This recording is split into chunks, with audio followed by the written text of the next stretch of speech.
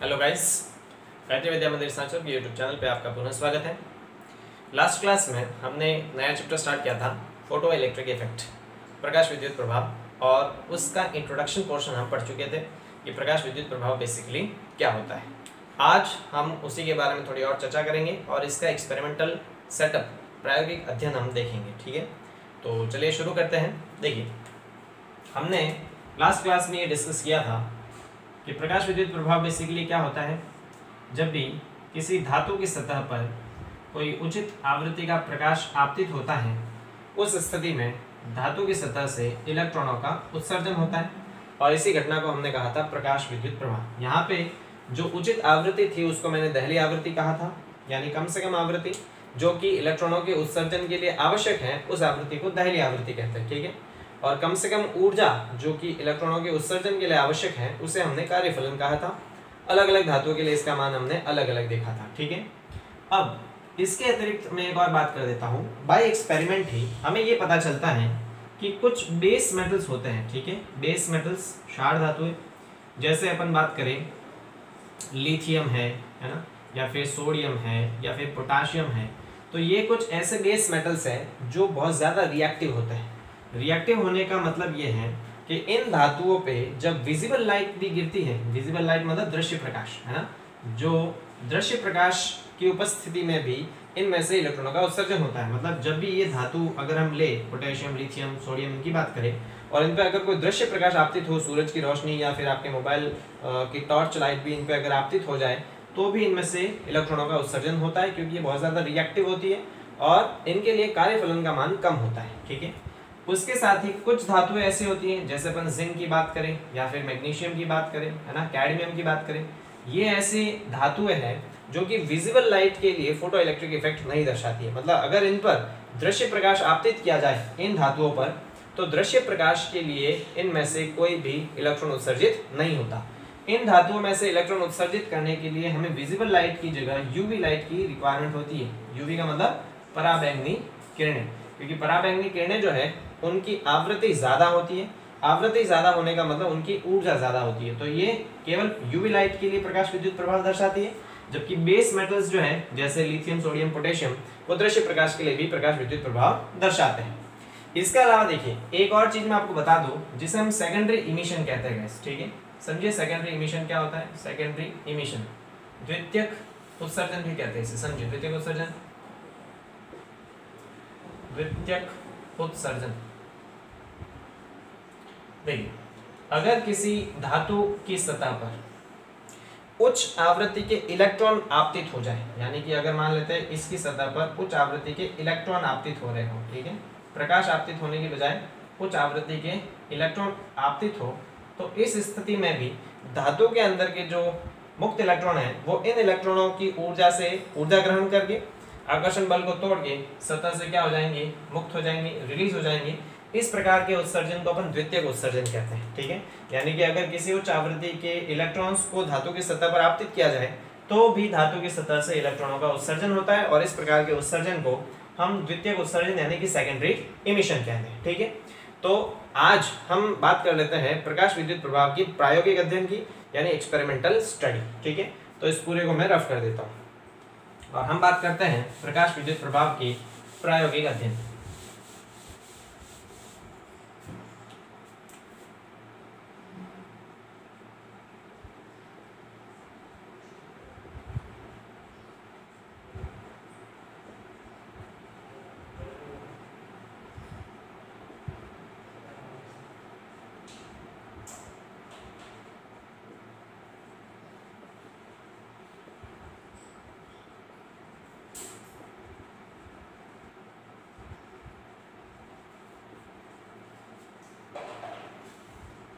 चलिए, देखिए, इसके प्रायोगिक अध्ययन को समझने के लिए हम एक डायग्राम बनाते हैं। ठीक है, और उस डायग्राम में क्या प्रोसेस हो रही है उसको अपन समझ लेते हैं। लेकिन उससे पहले मैं आपको बता दूं कि इस चैप्टर के भी पीडीएफ नोट्स जो है वो आपको मेरे टेलीग्राम ग्रुप पे मिल जाएंगे, और टेलीग्राम ग्रुप का लिंक आपको नीचे डिस्क्रिप्शन बॉक्स में मिल जाएगा, तो जल्दी से जाके उसे ज्वाइन कर लीजिएगा। ठीक है, चलिए, तो हम इसके एक्सपेरिमेंटल सेटअप की बात कर लेते हैं गाइस। चलिए, तो आपको देखिए यहाँ पे एक्सपेरिमेंटल सेटअप का हमने एक डायग्राम ड्रॉ किया है।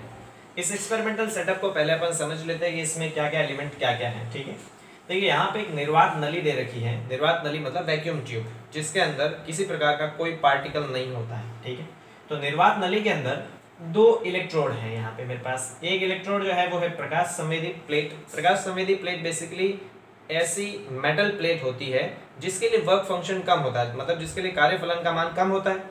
तो कार्यफलन का मान कम होने के कारण अगर इस पर प्रकाश आपतित होगा तो उस स्थिति में कम ऊर्जा के प्रकाश से भी इसमें से इलेक्ट्रॉन उत्सर्जन होगा। दूसरा जो मेरे पास इलेक्ट्रोड है उसे संग्राही पट्टिका कहते हैं। संग्राही पट्टिका का मतलब कलेक्टर प्लेट, यानी कि ये इसके द्वारा उत्सर्जित होने वाले इलेक्ट्रॉन्स को कलेक्ट करेगा, संग्रहण करेगा, इसलिए इसे संग्राही प्लेट कहते हैं। ये भी मेटल है। ठीक है, अब इन दोनों को निर्वात नली के अंदर रखा गया है और निर्वात नली के ऊपर वाले भाग पे हम देखते हैं यहाँ पे एक खिड़की है ना, W। इस खिड़की के द्वारा केवल और केवल प्रकाश अंदर प्रवेश कर सकता है, उसके अतिरिक्त कोई नहीं। अब हम क्या देखते हैं, इन दोनों प्लेट्स को बाहरी सर्किट में इस दिक् परिवर्तक के द्वारा जोड़ा गया है। यहाँ पे देखिए ये जो गोला दिख रहा है इसे दिक् परिवर्तक कहते हैं, इंग्लिश में इसे कम्यूटेटर कहते हैं। अब कम्यूटेटर बेसिकली क्या होता है, कम्यूटेटर एक ऐसा डिवाइस होता है जिसके थ्रू हम किसी भी इलेक्ट्रोड की पोलैरिटी को चेंज कर सकते हैं। समझिए कैसे, देखिए मान लेते हैं कि स्टार्टिंग में अगर इस प्लेट को मैंने बैटरी के पॉजिटिव टर्मिनल से जोड़ा है और अगर मुझे इससे बाद में बैटरी के नेगेटिव टर्मिनल से जोड़ना पड़े तो इससे बार बार बैटरी को डिस्कनेक्ट नहीं करना है, हमें केवल इस कम्यूटेटर को घुमाना होता है। तो जैसे अपन कम्यूटेटर को घुमाते हैं ये बैटरी के पॉजिटिव टर्मिनल से नेगेटिव टर्मिनल से जुड़ जाता है और अगर वापस इसको नेगेटिव से पॉजिटिव जोड़ना है तो कम्यूटेटर को वापस घुमा देते हैं। तो कम्यूटेटर बेसिकली एक ऐसा डिवाइस है जिससे हम किसी भी इलेक्ट्रोड की ध्रुवता को, पोलैरिटी को चेंज कर सकते हैं। क्लियर? तो इन दोनों इलेक्ट्रोड्स को हमने कम्यूटेटर से जोड़ा है बाहरी परिपथ से। अब अपन बाहरी परिपथ में देखें तो क्या क्या है। सबसे पहले देखिए श्रेणी क्रम में हमने एक माइक्रो एमीटर जोड़ा है। माइक्रो एमीटर किस लिए, ताकि हम इसमें प्रवाहित होने वाली धारा को माप सके। ठीक है, इसके सिरों पर उत्पन्न विभवांतर को नापने के लिए समांतर क्रम में वोल्टमीटर जोड़ रखा है जिससे हमें ये पता लगे कि भाई हमने कितना वोल्टेज अप्लाई किया है। उसके साथ बैटरी जुड़ी है, एक कुंजी है और एक धारा नियंत्रक है। तो ये पूरा एक्सपेरिमेंटल सेटअप है इस प्रकाश विद्युत प्रभाव को अध्ययन करने के लिए। अब देखिए होता क्या है गाइस, समझिए आराम से। नॉर्मल स्थिति में अगर हम देखें तो स्टार्टिंग में हम इसको इस तरह से कनेक्ट कर देते हैं। ठीक है, तो हम क्या देखते हैं, ये जो बैटरी का पॉजिटिव टर्मिनल दिख रहा है गाइस, ये है बैटरी का पॉजिटिव टर्मिनल। ये किससे जुड़ा हुआ है, यहाँ से गया यहाँ तक, और ये कहाँ से जुड़ा हुआ, ये वाला, मतलब ये वाला तो बैटरी के पॉजिटिव टर्मिनल से जुड़ा है और बैटरी का नेगेटिव टर्मिनल फिर किससे जुड़ा हुआ होगा, बैटरी का नेगेटिव टर्मिनल ये वाला। नेगेटिव टर्मिनल यहाँ से अपन लेते हुए जाए तो ये नेगेटिव टर्मिनल यहाँ से जुड़ा हुआ है इससे। तो स्टार्टिंग में हमने प्रकाश संवेदी प्लेट को बैटरी के नेगेटिव टर्मिनल से जोड़ रखा है और संग्राही पट्टिका को बैटरी के पॉजिटिव टर्मिनल से जोड़ रखा है। स्टार्टिंग की बात करें, कम्यूटेटर को अगर घुमा दिया जाए तो इसकी पोलैरिटी चेंज होगी, लेकिन पहले हमने इसको बैटरी के नेगेटिव से और इसको बैटरी के पॉजिटिव से कनेक्ट कर रखा है और हमने कुंजी को ऑन कर दिया। तो क्या इसमें धारा प्रवाहित होगी, नहीं होगी। ऑब्वियस सी बात है, क्यों नहीं होगी, क्योंकि देखिए धारा प्रवाह होने के लिए सर्किट का पूर्ण होना आवश्यक है। यहाँ पे सर्किट पूर्ण नहीं है। देखिए यहाँ तक तो मान लेते हैं कि धारा आ जाएगी, लेकिन यहाँ से यहाँ तक नहीं जाएगी क्योंकि बीच में निर्वात है, निर्वात नली है, कोई पार्टिकल है नहीं, जुड़ा हुआ नहीं है, वायर नहीं है, तो मतलब धारा प्रवाहित नहीं होगी। धारा प्रवाह के लिए सर्किट का पूरा होना आवश्यक है, इलेक्ट्रॉन एक जगह से दूसरी जगह गति करनी चाहिए।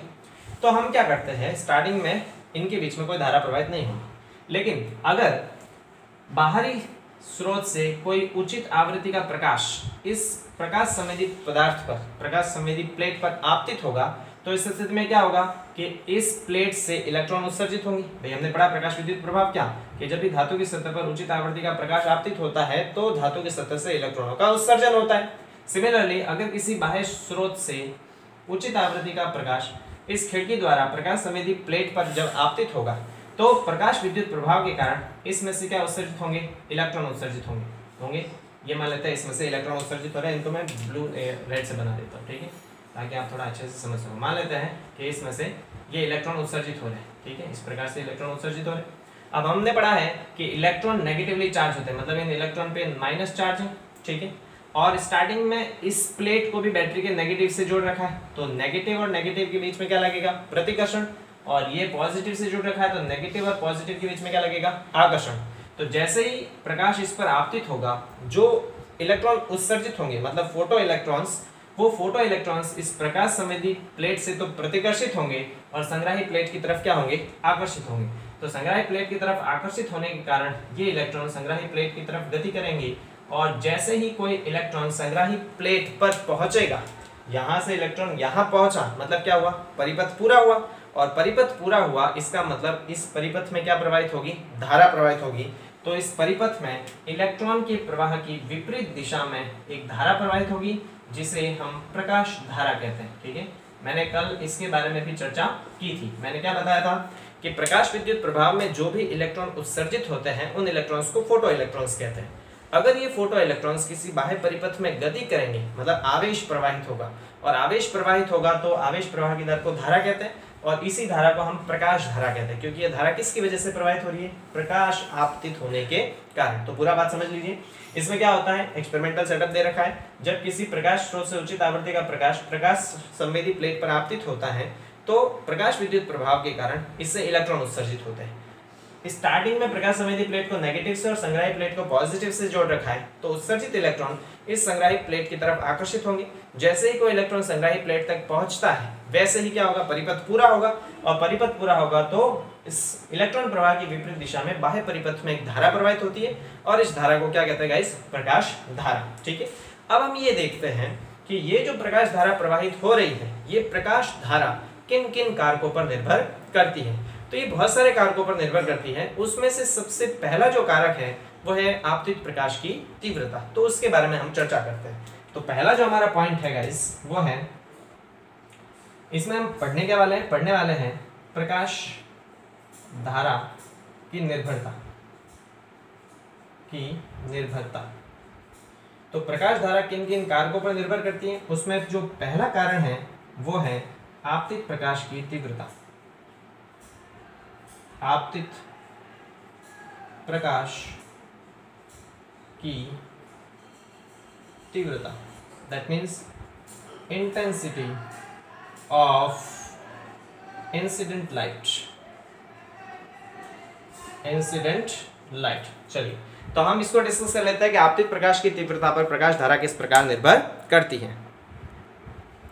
तो आपतित प्रकाश की तीव्रता पर प्रकाश धारा की निर्भरता को समझने से पहले हम प्रकाश की तीव्रता को समझते हैं। ठीक है, तो पहले हम क्या बात कर लेते हैं कि इंटेंसिटी ऑफ लाइट क्या होती है, प्रकाश की तीव्रता क्या होती है, समझते हैं। देखिए, मैं इसकी बहुत इजी डेफिनेशन बताऊंगा। इसमें चैप्टर में हम प्रकाश की तीव्रता की दो डेफिनेशन पढ़ेंगे।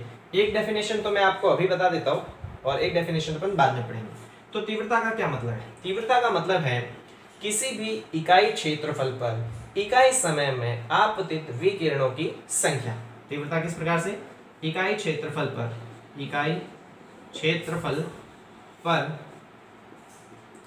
इकाई समय में आपतित विकिरणों की संख्या कह दो या मात्रा कह दो, एक ही बात है, को प्रकाश की तीव्रता कहते हैं।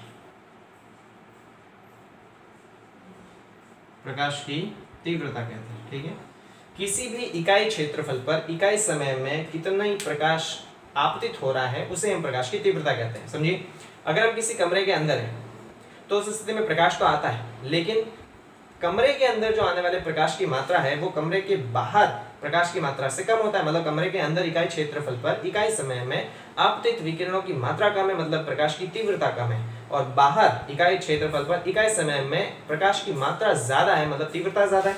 तो समझिए, देखिए दो डायग्राम मैं यहाँ पे ड्रॉ करता हूँ। मान लेते हैं हमारे पास कोई एक क्षेत्रफल है इस प्रकार से, और सेम क्षेत्रफल यहाँ पर भी लेते हैं। ठीक है, सेम क्षेत्रफल, और इस पर 1 सेकंड में आने वाले प्रकाश की तीव्रता को या आपतित प्रकाश की मात्रा को मैं इस प्रकार से दर्शाता हूँ। ठीक है, ये है, और इस इतने ही क्षेत्रफल पर इतने ही समय में यहाँ पर आने वाले प्रकाश को मैं इस प्रकार से अगर दर्शाऊँ, ठीक है, तो आप इन दोनों में अंतर कर सकते हैं कि किसमें प्रकाश की तीव्रता ज्यादा है और किसमें प्रकाश की तीव्रता कम है।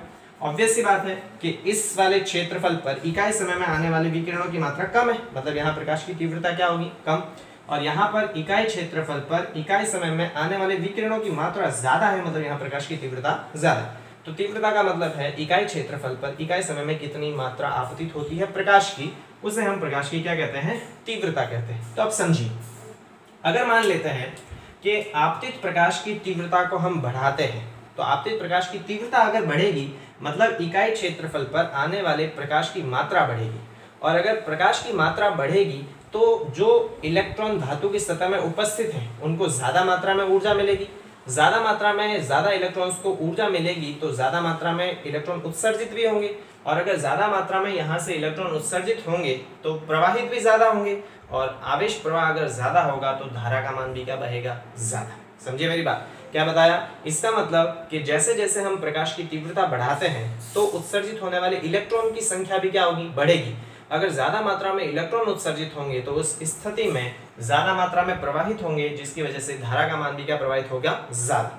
तो हम सीधे शब्दों में ये कह सकते हैं कि अगर यहाँ पे मैं ये दोनों डायग्राम रफ करते हैं, तो चलो रफ नहीं करते, एक नया डायग्राम और बना देता हूँ। मान लेते हैं ये कोई सरफेस है, तो इस पर इकाई समय में आने वाले विकिरणों की मात्रा यानी कि प्रकाश की तीव्रता अगर बढ़ा देता हूँ इस प्रकार से, ज़्यादा मात्रा में प्रकाश अगर आपतित होगा तो इससे उत्सर्जित होने वाले जो इलेक्ट्रॉन्स हैं उनकी संख्या भी क्या होगी, ज़्यादा मात्रा में इलेक्ट्रॉन उत्सर्जित होंगे, और अगर इलेक्ट्रॉन ज़्यादा मात्रा में उत्सर्जित होंगे तो इस स्थिति में प्रवाहित भी ज़्यादा होंगे, और प्रवाहित ज़्यादा होंगे तो धारा भी क्या प्रवाहित होगी, ज़्यादा। तो हम इस पूरे कैलकुलेशन को समझ के सीधे तौर पे ये कह सकते हैं कि जो प्रकाश धारा का मान है, प्रकाश धारा, वो आपतित प्रकाश की तीव्रता के क्या होती है गाइस, समानुपाती होती है। जैसे जैसे तीव्रता बढ़ेगी वैसे वैसे उत्सर्जित होने वाले इलेक्ट्रॉनों की संख्या बढ़ेगी, और इलेक्ट्रॉनों की संख्या बढ़ेगी तो धारा का मान भी बढ़ेगा। मतलब प्रकाश धारा Ip जो है वो प्रकाश की तीव्रता I के समानुपाती होती है। ठीक है, आपतित प्रकाश की तीव्रता की क्या होती है, समानुपाती होती है। ये हमने आपतित प्रकाश की तीव्रता पर निर्भरता को देख लिया। अगर मैं इन दोनों के बीच में ग्राफ बनाना चाहूँ तो ग्राफ किस तरह से बनेगा, यहाँ पे बना देता हूँ, आई होप आपको दिखेगा। तो यहाँ पे मैं प्रकाश धारा Ip और प्रकाश की तीव्रता I के बीच में अगर ग्राफ बनाऊं तो ग्राफ किस प्रकार से प्राप्त होगा, ग्राफ मेरे पास एक सरल रेखा आएगी। क्या आएगी, एक सरल रेखा। यहाँ पे ग्राफ एक सरल रेखा आएगी। इसका मतलब जैसे जैसे अपन तीव्रता बढ़ा रहे हैं वैसे वैसे प्रकाश धारा का मान भी क्या होगा, बढ़ेगा। तो ये हमने बात कर ली प्रकाश धारा की आपतित प्रकाश की तीव्रता पर निर्भरता के बारे में। ठीक है, इससे अगले वीडियो लेक्चर में हम बात करेंगे कि प्रकाश धारा जो है वो इस वोल्टेज पे किस प्रकार से निर्भर करती है। कहने का मतलब अगर मैं संग्राही विभव पर जैसे जैसे विभव का मान बढ़ाऊं या घटाऊं तो इस स्थिति में प्रकाश धारा का मान किस प्रकार से परिवर्तित होगा, और वो इंपॉर्टेंट टॉपिक भी है गाइस। ठीक है, तो उसको भी बहुत अच्छी तरह से हम डिस्कस करेंगे। ठीक, thank you so much guys, मिलते हैं अगले वीडियो में।